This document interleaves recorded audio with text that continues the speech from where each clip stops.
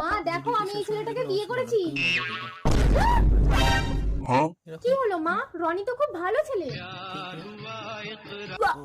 কি হলো ডার্লিং? আমার পেটে তোমার বাচ্চা রনি। রিয়া, আমি রনির সাথে একটু আলাদাভাবে কথা বলতে চাই। ও মা, রনি তো ঘর জামাই থাকবে, তুমি মায়ের সাথে কথা বলে আমি কাজে যাচ্ছি। ওকে।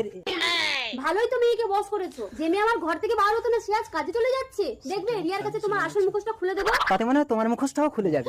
তারপর তোমার মেয়েও তোমাকে শ্রদ্ধা করবে না। আর তোমাকে যদি আমি বিয়ে করি সমাজে তুমি মুখ দেখাতে পারবে না। তোমাকে পাওয়ার জন্য আমি তোমার মেয়েকে বিয়ে করেছি। তোমাকে ছাড়া আমি বাঁচবো না ডার্লিং। বাহ বাহ বাহ, আমি তো আড়াল থেকে সব শুনে নিয়েছি। আমাকে তুই ক্ষমা করে দে রিয়া। আরে আরে কি করছো মা? মা সেদিন আমি তোমার প্রেগন্যান্সি কিটটা দেখে ফেলেছিলাম। দেখলাম তুমি প্রেগনেন্ট। তারপর অনেক চেষ্টা করে আসল কৌতূহলটা জানতে পারলাম। নকল বিয়ের নাটক করে রনিকে ঘরে আনলাম। মা আমি বড় হয়েছি, অল্প বয়সে স্বামী হারানোর জ্বালাটা আমি বুঝি। এই যে বাবু বাবা, আমার মাকে কিন্তু লক্ষ্য রাখবে।